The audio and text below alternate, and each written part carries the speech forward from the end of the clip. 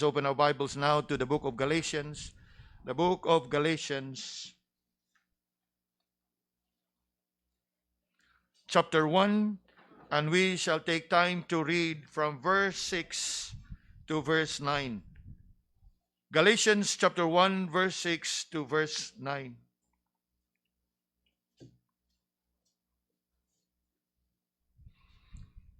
Again, we invite those that are with us online to please join us in reading Galatians chapter 1, verse 6 to 9. Let's read this in unison. Altogether, verses 6 to verse 9, reading together. I marvel that ye are so soon removed from him that called you into the grace of Christ unto another gospel, which is not another, but there be some that trouble you, and would pervert the gospel of Christ. But though we or an angel from heaven preach any other gospel unto you than that which we have preached unto you, let him be accursed. And we said before, so say now again, if any man preach any other gospel unto you than that ye have received, let him be accursed. Now, as you can see, the title of today's message, Another which is not another. It may sound confusing, but I trust that you'll be able to really see it as we go about today's message. Now, human sa typical but intentional salutation or greetings of Paul, which we have considered in the previous weeks, the Apostle Paul here in verse 6 onwards went straight into business. O sa Tagalog pa ni, wa na'y patupik-tumpik. He went straight into business. Again, if you still can remember, the very reason that Paul wrote this letter, of course there are various reasons, but the main reason was that he needs to address the problem and the trouble that has been affecting, remember, not just one church, but the churches in Galatia. In other words, it's indeed a very serious matter that have caused, if not moved, the Apostle Paul to write this letter. And as we have learned, Paul was well aware of the presence of false teachers. We already have identified them in our previous messages. The false teachers, the Judaizers among them, and also the real threat, the danger that these false teachers pose to the churches, to the people, and those within their communities. This is not an issue about something nga pwede ra nga atoa nga mapiyungan, nga pwede ra nga atoa nga makonsider, nga pwede ra nga dili gyud nato hatagan sa pagtagad. The fact that Paul would have to write a letter would give us the impression that it is indeed something very serious. And as you can see, the Apostle Paul, after the typical but intentional salutation, he went straight into business. And so let us go straight into business as well and dive straight to verse 6 and see for yourself a serious concern. There was a serious concern. In fact, that's the very reason why Paul would have to write that letter, because of a very serious concern. And what was the serious concern all about? Verse 6, I marvel that ye are so soon removed from him that called you into the grace of Christ unto another gospel. Paul was so concerned about the false teachers that has been proclaiming and propagating, promoting false doctrine being spread in the churches in Galatia. Now, that is one issue. The false teachers bringing in false teaching and false doctrine. What makes it even more complicated is, ang mga kaigsuonan dito, they also have been so quickly convinced. Not only so quickly convinced, but the sad thing is they are so quickly what? Deceived.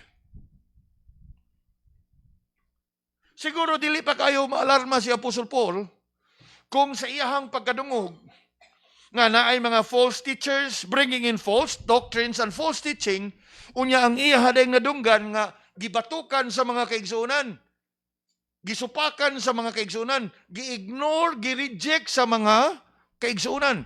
But that was not the case. As you can see clearly in verse 6, that indeed is a very serious concern.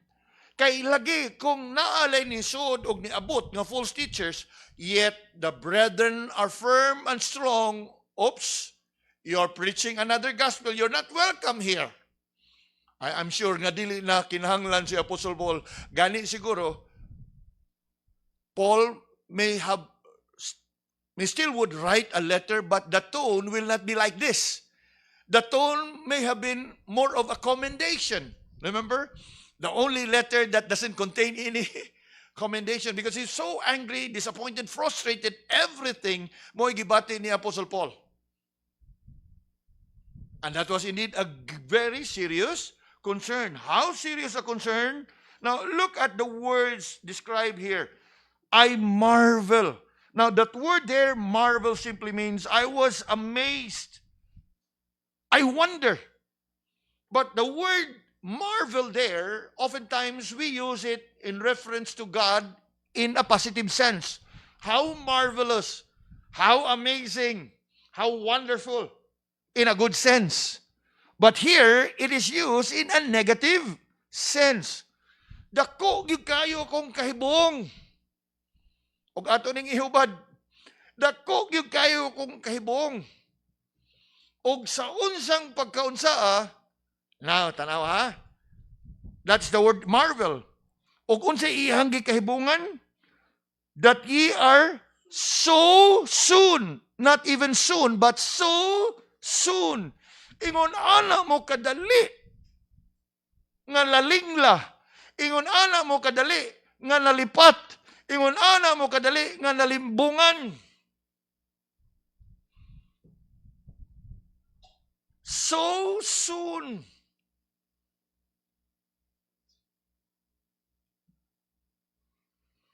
That was the very concern of the Apostle Paul. Nga naman, I marvel that you are so soon removed from him.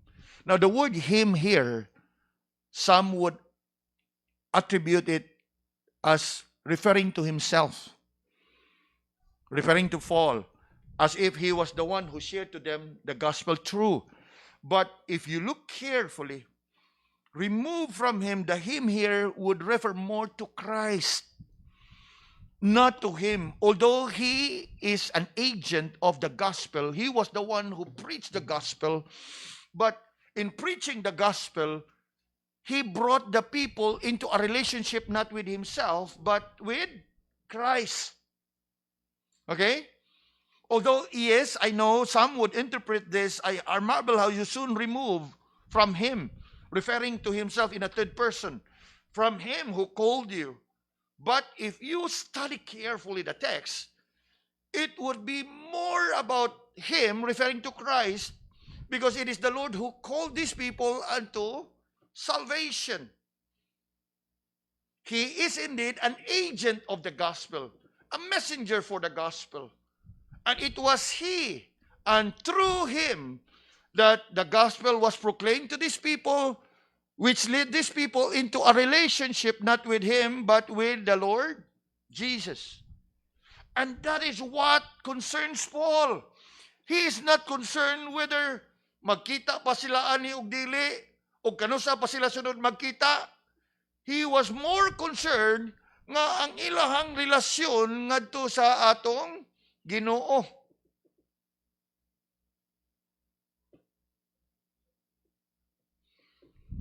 I marvel that you are soon what? The next word, remove. Now that's another word that is so sad. Nga naman, the word remove simply means they have been detached. Mingon ganitag attach, detach, remove. They have been detached. And why is it that they have been detached?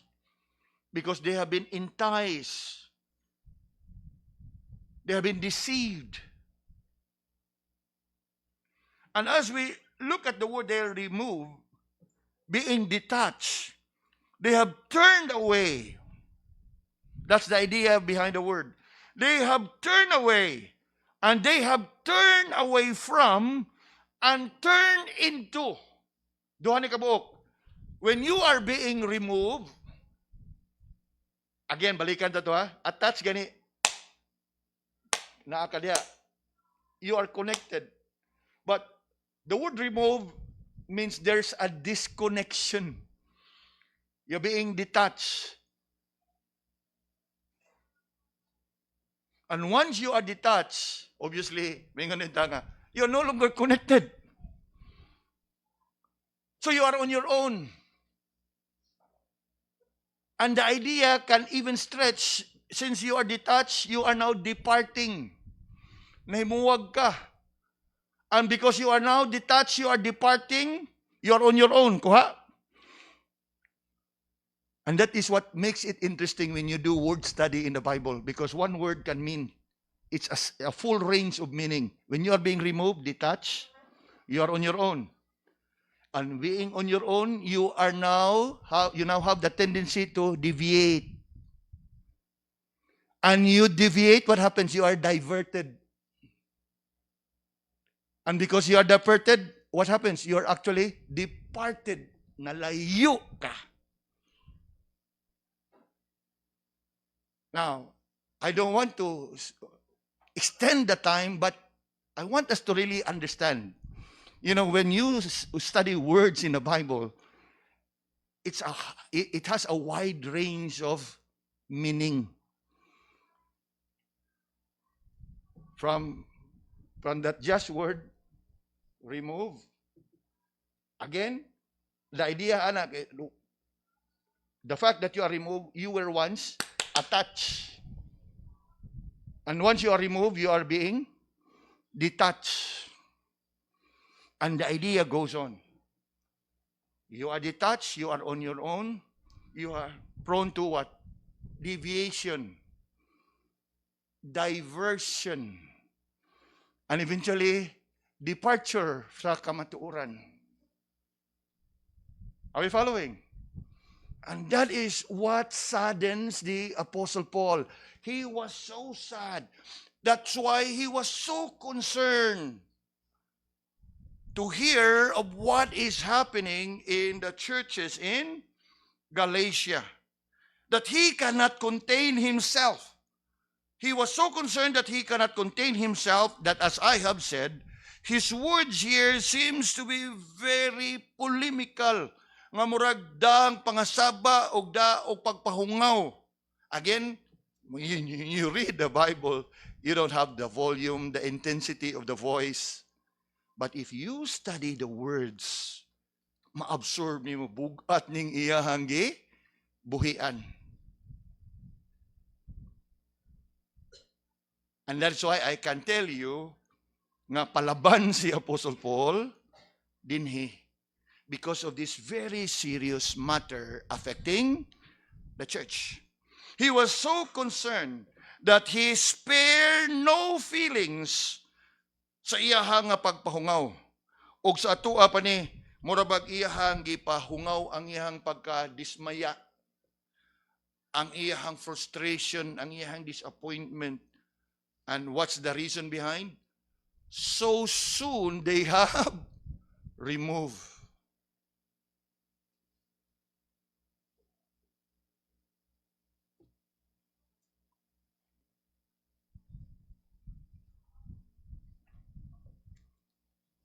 And what makes it even worse is this: I marvel that you are so soon removed from him that called you into the grace of Christ unto another gospel. Muna yung gikahibugnan. Unya, if you look at verse 7, he mentioned in verse 6, unto another gospel, which is not another. Now, this is where we get the title of today's message. Another which is not another. Nga usahay maglibog ka, another, unya, dili di ay another. Now, of course, if you look at the verse carefully, somehow you will get the idea behind the phrase, another which is not another. Muna gikasuban ni Apostle Paul. Kaya niyang gikasuban, how they were so soon removed from the true gospel of the Lord Jesus Christ to believe in a different gospel. Kay kanang word diha nga another gospel which is not another simply means nga they have come to believe in another of a different kind. Not another of the same kind. Now, of course, let's hear some New Testament language. That word another there in verse 6 is from that word heteros. Heteros simply means of different kind. Para bitaan ang sectioning sa eskwelahan, homogeneous and heterogeneous. Heteros simply means of a different kind. Not one and the same. If you talk about fruits, or you talk about, ingon pa na to, breed of animals or dogs, not of the same breed, but of another of the same breed, pwede.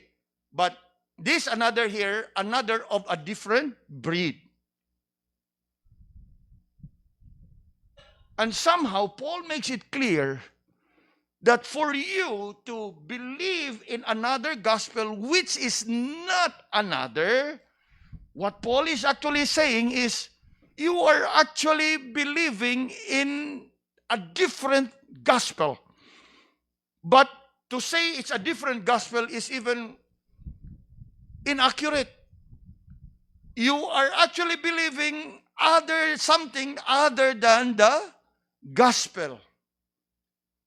Because in a real sense, there can only be one true gospel of the Lord Jesus.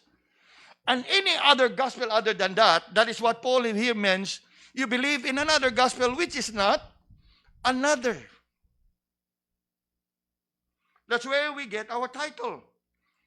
Another which is not another gospel.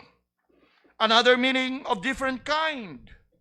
And not another that is of the same kind. Now, kani may atong sabton. Kay bisan sa atong panahon karon, adunay mga tao o mga pundok nga maingon nga, bahalag unsa na ilahang gisangyaw diha, basta kay gagamit gyapon sila sa ebanghelyo sa atong Ginoo.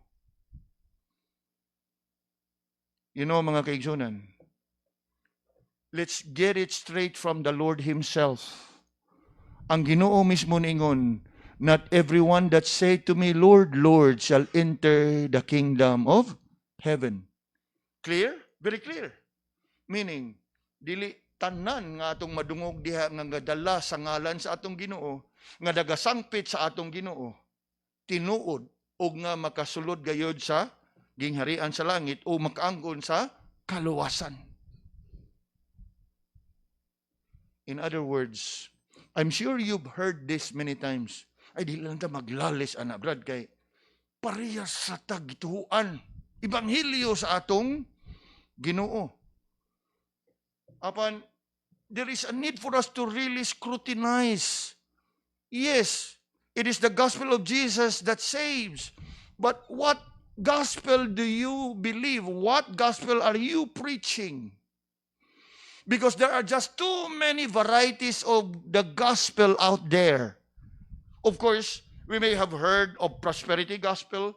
We may have heard of social gospel. We may have heard of liberation theology or liberation gospel. Nagkalain-lain. But as I have said, any kind of gospel that is attached to something else, it's no longer the true gospel.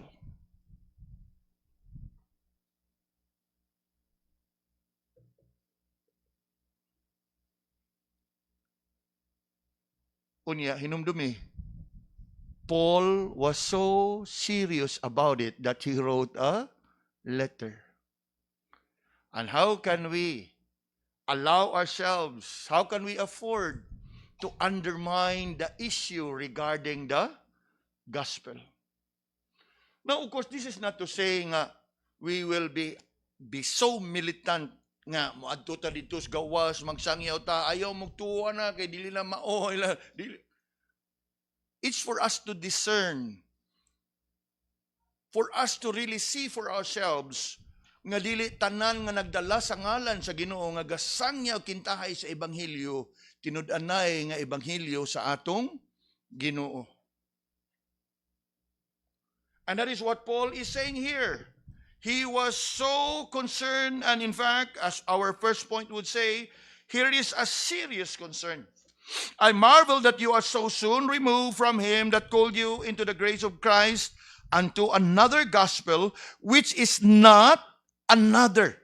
Nga naman, ingon diha. But there be some that trouble you. And what will they do? They will what? Look at the word now. Pervert.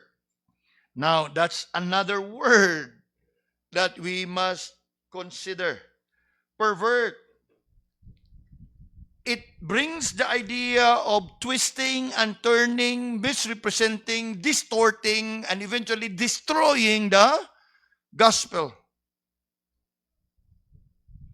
Mingon na gani kag perversion, you would know nga dili na ginas husto. Di na gyud na mao because it has been perverted.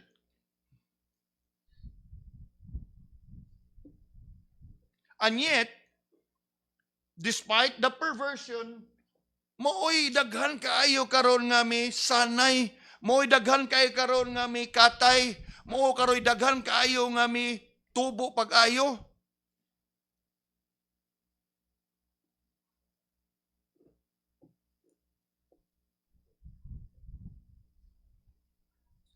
But ayaw kalimot that it was a serious concern for Paul. Mo kana mga kaigsunan, while we recognize, we acknowledge na yung mga panahon nga mag-evangelism kita diha sa kadalanan, na atay madungan nga ubang pundok. Salamat sa Ginoo nga naiuban nga atong makauban nga kanang puparehas ba gid sa tuwa nga gadagid sa ebanghelyo sa atong Ginoo. Pero naa po yung mga panahon nga makadungan ta o makasugata o mga pundok nga gahimo gihapon sa ilahang kalihukan nga pwede natong matawag sa atoa pa evangelism nga gasangyaw sila pero ang ilahang gisangyaw dili ang tinud-anay nga ebanghelyo. I give you example. You think about the Jehovah's Witness. They are known for house-to-house evangelism. Now, of course, technically speaking, murag dili angay nga gamito na tong word nga evangelism. Because the word evangelism is proclaiming the good news. Unya, kung ikaw nasayod ka sa good news, sa ebanghelyo, nasayod po ka nga kanang ilahang gisangyaw is not in accordance sa ebanghelyo nga naa sa pulong sa Ginoo. So, you will think twice calling it evangelism because it's not a good news. Are we following? So, of course, we must show courtesy, but we must be very careful. Let's say, Brad, kumusta Brad? Uy, ayaw. Of course, na po yung mga pundok na usahay nga masugat na to mga pundok from Bible Bap and other kanang conservatives nga mga kuan. We are glad. Kay bawta nga sama nato, they are really proclaiming the true gospel from the Bible. Gani, I think one incident my daughter shared with me, Papa, nag-evangelize si Miss 20 ba niya, usa dito ka, lalaki man siguro to, Bible Baptist ba, gasangyaw, unya, ang iyang gisangyawan, mga babae man, niya kakita sila nilang Ruth o whoever kauban ni Ruth, uy, kamo dili, okay, mga babae man mo. So, ang kato siyang Bible Bap, ihabang gi-endorse sa ato ang mga sisters. O, kamoy sangyaw kay mga babae mo. Muadto ko dito. Wow, kanindot kayo nga gesture. Because we share the same gospel.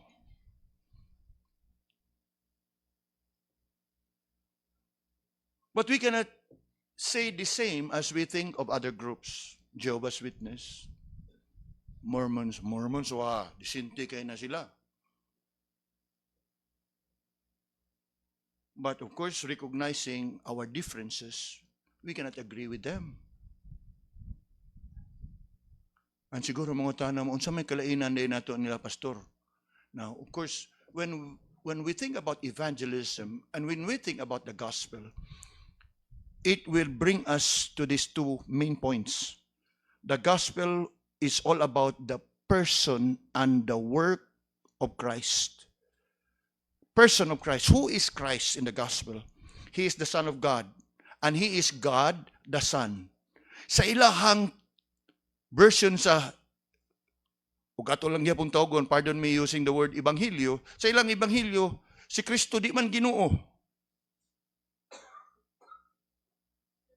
Are we following? So we cannot agree with that kind of version. If you use the word perversion. Because their understanding of Christ is not the same as our view about Christ. Then, on the works of Christ, it is complete. It is finished. In their version of good news or salvation, grace plus works. Grace plus commandments. Grace plus ceremonies. Grace plus sacraments. Grace plus indulgences. In fact, if ato yung tanawon, yes, sad as it is, mas daghan ang false gospel nga gisangyaw karon kaysa nagsangyaw sa nagpabilin sa tinud-anay nga pure, true gospel of the Lord Jesus Christ.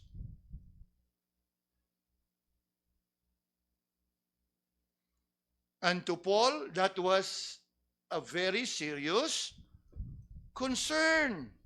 Because he clearly said it in verse 6, I marvel that ye are so soon removed from him that called you into the grace of Christ unto another gospel, which is not another. But there be some that trouble you. And what was the trouble about? They pervert the gospel of Christ. And that is what makes it very serious. Kaya nga naman, they knock on your door and they still will tell you that they are sharing to you the what? The gospel. Ug mo na'y serious gid nga concern ni Paul. Nga siguro katong ibutang sa tong context, di siguro ta mangugat o di na lang siguro sa ta manghilabot. Kung ang ilang isulti nga muning among gituhuan sa among pundok, nga dili na gamiton nga this is the gospel.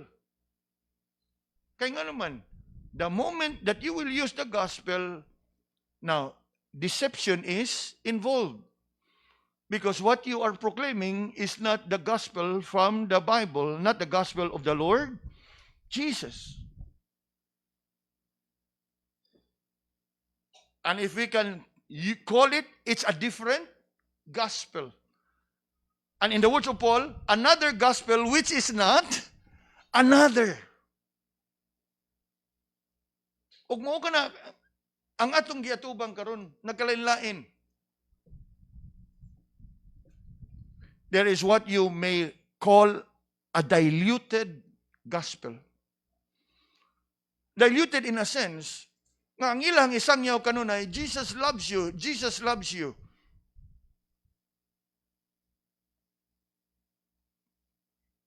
Now, Jesus loves you is true. Jesus is a loving God. But it's not the gospel. Remember, what are the elements of the gospel? Jesus died. For what?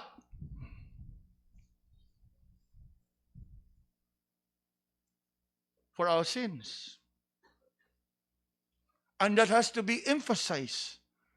Nga naman, kay vital kaayong aspeto diha sa Ebanghelyo sa Ginoo is nga ikaw nga makasasa, masayod sa imuhang pagkamakasasa, and that you need to repent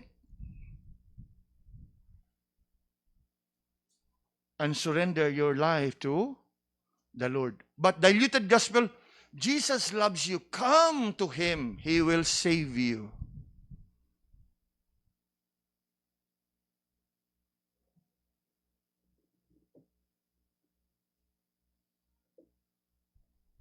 Nakuha na ito mga kaibigan. That statement, Jesus loves you, is indeed true. Because we all know very well John 3:16, for God so loved the world. But sa kada higayon nga kana mo imong isangyaw nga ebanghelyo, it's not the gospel.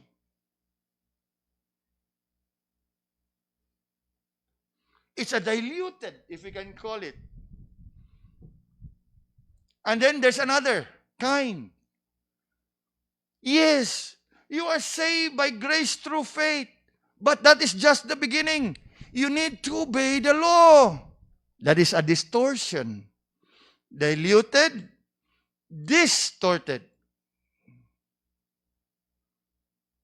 And that was what is happening in Galatia. They are actually building upon what Paul has established.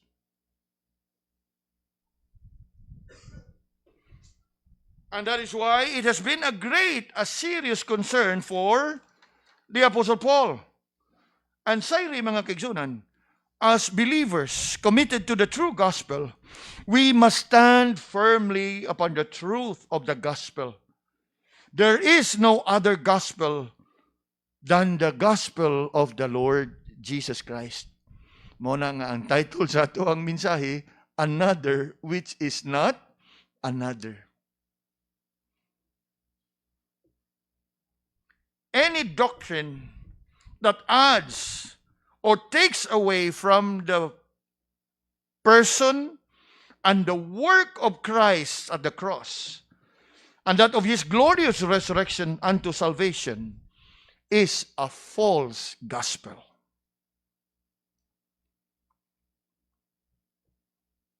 Bisan pa man o naglangkob na siya sa mga vital nga elemento.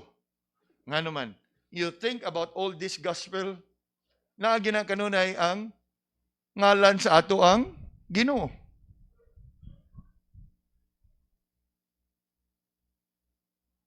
But there has been a lot of what? Distortion.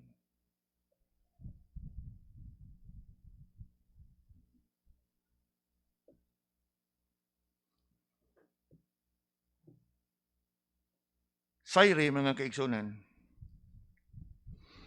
genuine salvation can only be obtained by believing in the true gospel of the Lord Jesus Christ, by responding in repentance and faith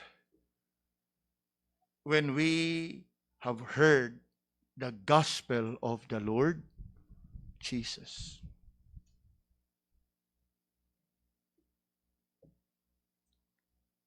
In the case of the Galatian church, the Judaizers came in to introduce a distorted gospel. A gospel which is, yes, grace through faith, but they have added works to it. And you know, mga kaigsunan, the moment that you will add to the equation of what God has originally purposed and designed, you have distorted that gospel. You have destroyed the gospel. And you have now a different gospel. What does the Bible say with regards to our salvation? We know very well Ephesians 2:8. For by grace are ye saved through faith, and that not of yourselves. It is a gift of God, not of works, lest any man should boast. We know that very well. And how is it that there are those who would insist that grace through faith is not enough and works must be added to it? And that is a problem in the Galatian church. But the Bible speaks clearly that our salvation is not of works. And to make it even more clear, it is not even a combination of grace plus works. It's purely and entirely by grace through faith in Christ alone. And yet, there are still who would insist, even in our time. Gani, sa ato ang panahon karon, mas komplikado. Kaya nga naman, ando na yung mga pundok, nga moingon gid sila, oh, yes, we are saved by grace. Donasyon sa simbahan, that is works of righteousness. Then there's another category, works pertaining to the law. In other words, the keeping of the commandment, including the dietary laws and all the laws in the Old Testament. You know what? Ug ato gining himahimayon pag-ayo. Yes, they are all perversions of the true and pure gospel of the Lord Jesus Christ. And you know, it's a serious concern. Now, turn your Bibles for a while to Romans. We are familiar with Ephesians 2:8 and 9 and 10, right? But I bring you to another. Romans chapter 11 and verse 6. Why is it that we can never have a combination of grace plus works? For it is entirely and wholly, purely by grace through faith. Paul here said in Romans 11 verse 6, and if by grace, then is it no more works? Otherwise, grace is no more grace. But if it be of works, then is it no more grace? Otherwise, work is no more work. In other words, mura ba og sa kanta pa ni siya, tubig at langis, di gyud pwede nga imong sagol. Dili gyud masagol. And yet, there are false teachers who try to really mix grace plus works. Nga klaro man na nga gitudlo ni Apostle Paul. We are saved by grace through faith. And having been saved by grace through faith, we are now supposed to do good works. Good works is not a means to salvation, but an evidence of our salvation. And yet, moning gika hibugngan pag-ayo ni Paul, how so soon you are removed. And you know what? Mura bag gibati gid sa personally nga disappointed siya, frustrated kay nga naman siya go'y gatudloan ni nila. Siya go'y matutuan ni nila. Unya nakatalikod lang siya kadiyot. Then somebody took over. Kalit lang ngay gini. Og sa ato pa ning term ron, kalit man lamog kabalimbing. Kalit man lamog baliktad. Kalit man lamog kabali. Nga gikan naman mo diya. Paul know very well nga kini mga tawhan na gikan sa Judaism. Like him. He was once a Pharisee. Mo gini yang ikasagmuyo. Nganong mo balik mahintawon mo diya?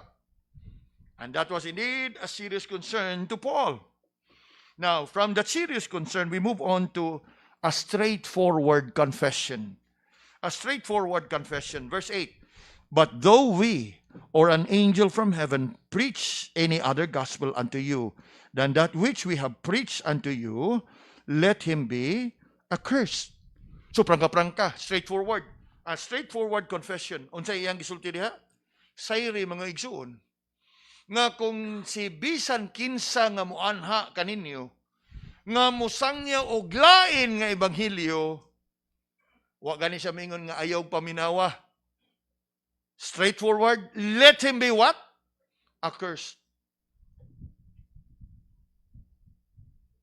It is an abominable thing. Have nothing to do with it. Regardless, gani, he even state a hypothetical statement here. He uses an hypothetical statement in a sense nga, bisag ako pa, inigbalik na ko din ug mutudlo na ko ninyo glain nga ebanghelyo, may I be accursed. And then he hypothetically stated, even if an angel would come,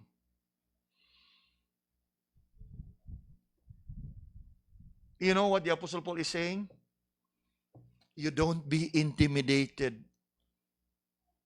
kung kinsay gadala diha kaninyo sa mensahe. For as long as hibaw ka nga dili mao, let him be accursed. Reject him. Deny him. Usahay kita, oy, patong paminahon kay scholar ni, doktor ni dito, DDD, THD, PhD, ano, ato ning paminahon, gikan ni sa Amerika. Sige nga ni Paul? A straightforward confession. But though we or an angel from heaven preach any other gospel unto you, that which we have preached unto you, let him be accursed. No two ways about it.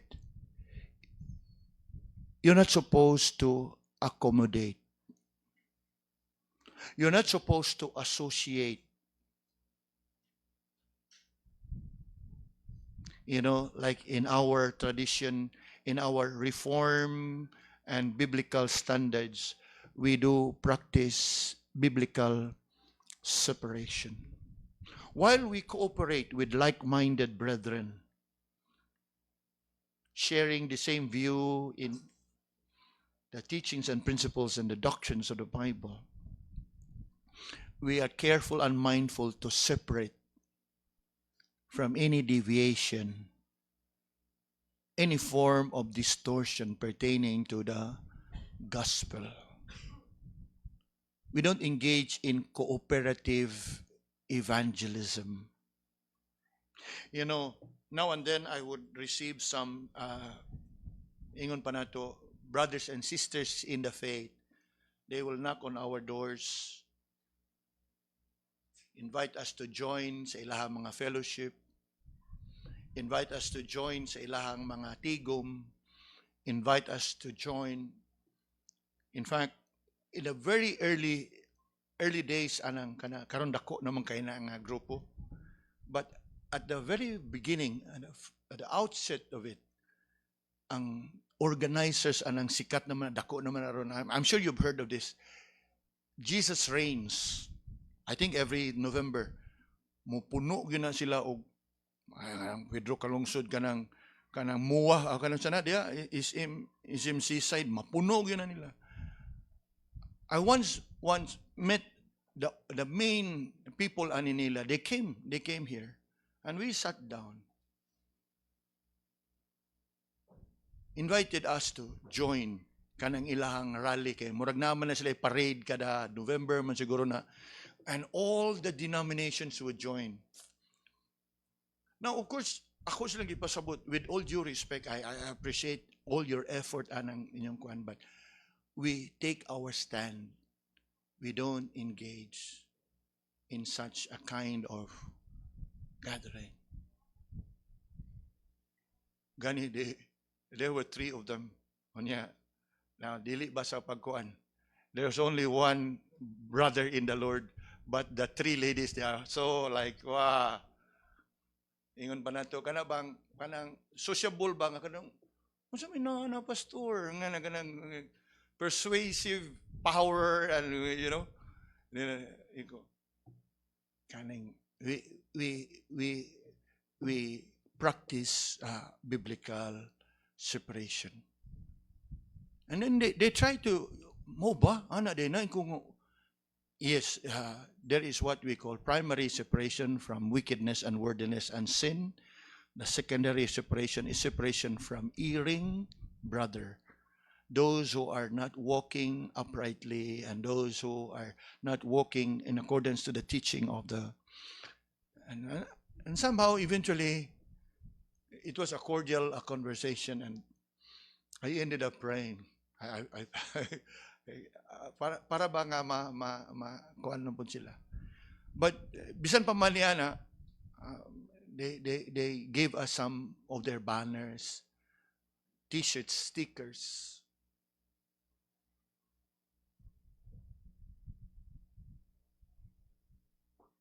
So usang bahin, we appreciate their recognizing us to invite us to join them. But I still would explain to them, pasensya gyud kayo kay dili ang amuang stand niya na is we don't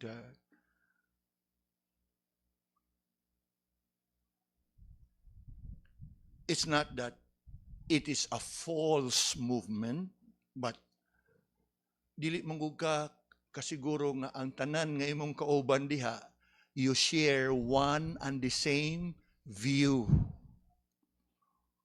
And you share one and the same, believing in one and the same true gospel.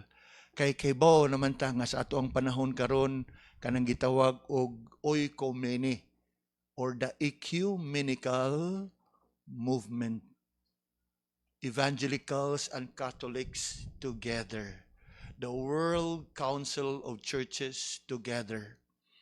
What does the Bible say? How can light have fellowship with darkness?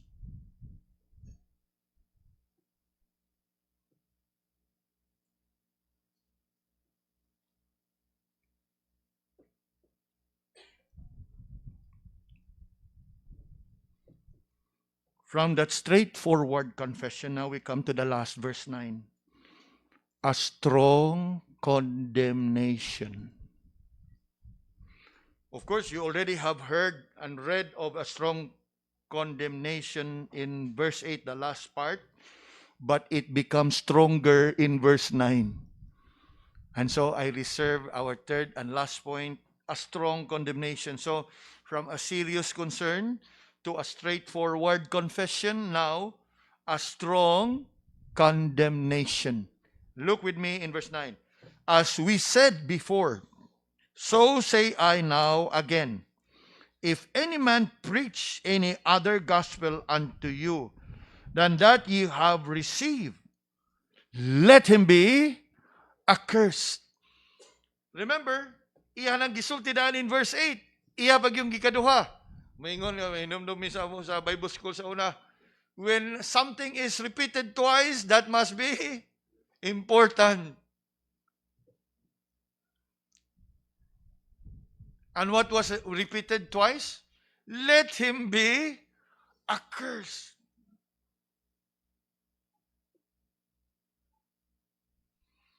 Paul here is emphatic. Emphatic simply means nga og sa ato pag yun sa binisaya in biblical interpretation and word study, when the tense is emphatic. Ubutangan na ito nag-volume, ni ulbo na na. Yes, yes. If you study the Bible, interpret, and you study the words, and when you can look at it and study, oh, this is in an emphatic sense. May nga naganig emphatic sense. O butangan na ito na siyag sound o volume, ni ulbo na na. Pero maingon pa, admonish, exhort, mo na siya yung mga gentle reminder. But kaning giingon din it is emphatic. So butangan natin siya volume, ni ulbo na ni saka na ug sa kuan pa ni ulbo ng kaspa, namuwa na ang tapay, nangugat na si Apostle Paul sa pagsulti ani. That's the idea behind anang iyang gisulti sa verse 9. Because the tense and the wording as it is rendered there is in the emphatic form.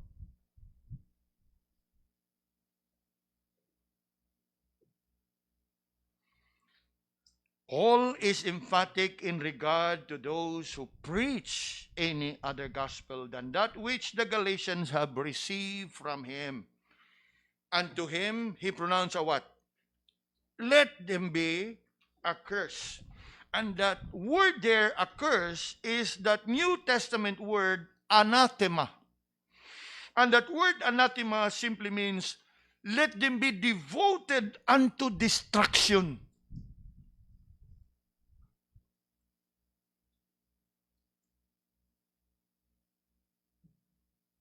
Siguro mangutana mo, pwede din na nga manungo, pastor?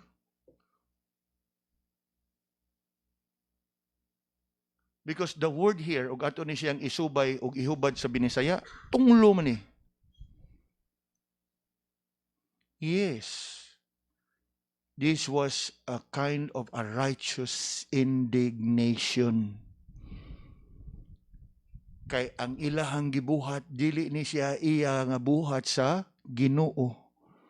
Iya kani nga buhat sa panuway. And Paul does not mince his word. Of course, o kakita tag-away sa tong isig kaingon, mo kiri kunta ka, di ginamayo. Apan ni ining tungura, because it's a very serious matter, serious concern. Nga naman, it's an attack to the gospel of the Lord Jesus. It's like what David said in Psalm 139. Have I not or did not I hate them that hate thee? And then people would ask, pwede din na mo hate na pastor? True. This is in a righteous sense. No two ways about it. That simply emphasizes the fact that this is a very serious matter. That you cannot just close your eyes. That you cannot just shake your head. Sige lang, okay na basta kay angan, gihapong Hesukristo ang gigamit. No. Because in the words of Paul, let them be accursed. Let them be accursed. That's the word there, anathema. If anyone brings a different gospel, let them be damned. In today's language, that is how strong the words of Paul here is.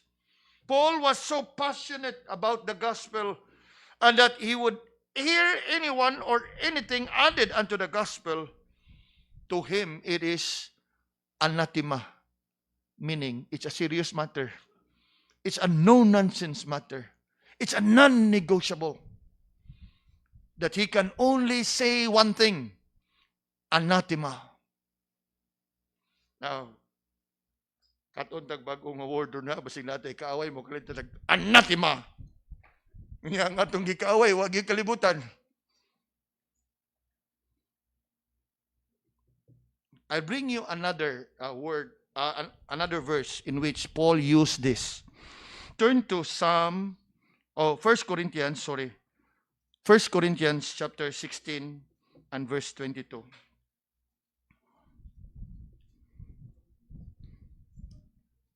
First Corinthians 16 and verse 22.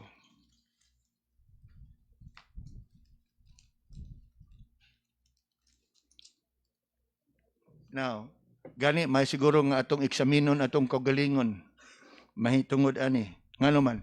Verse 22, 1 Corinthians 16. If any man love not the Lord Jesus Christ, let him be anathema maranatha. That word anathema there is accursed. Let him be damned.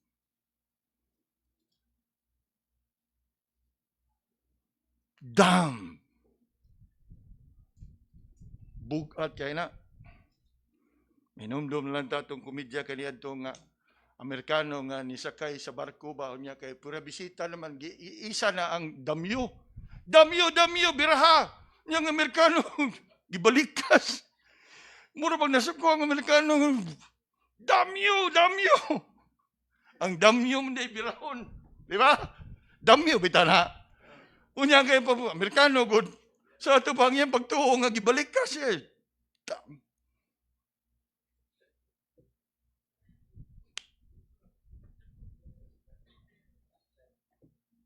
Na anyway, our time is up.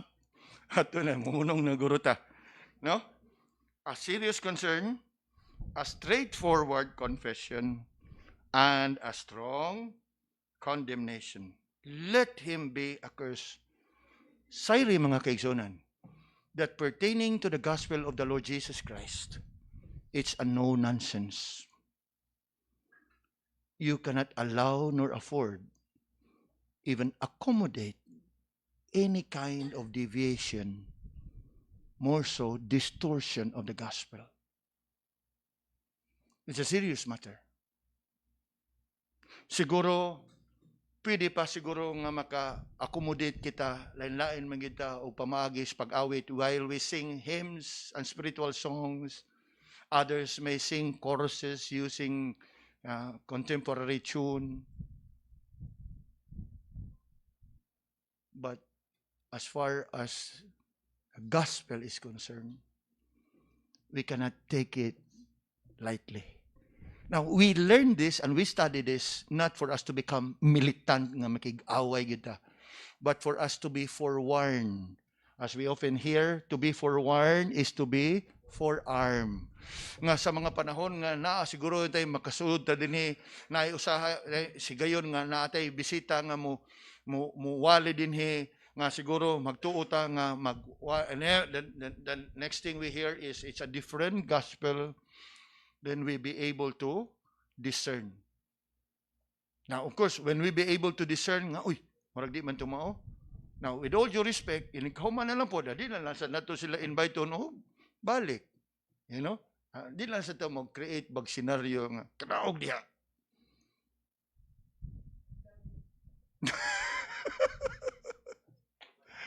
Mao. Yes. Be careful because there is such a thing as another gospel which is not another. Let us pray. Ginoo, salamat sa imong pagtudlo kanamo nining kabuntagon. Help us, O Lord, to be able to discern that we also be established in the most holy faith, in the truthfulness and the purity of the gospel of the Lord Jesus. Be with us now sa amo karong pagdawat sa balaang panihapon. Search our hearts and see if there be any sin in us. Have mercy, O Lord, to forgive. Make us pure, holy, worthy before you. Sa pagdawat, sa tinapay ug sa kupa, Ginoo. Agi paghandom sa tanan nga gihimo ni Ginoong Hesus sa pagluwas kanamo sa among mga kasalanan. In Jesus' name we pray. Amen.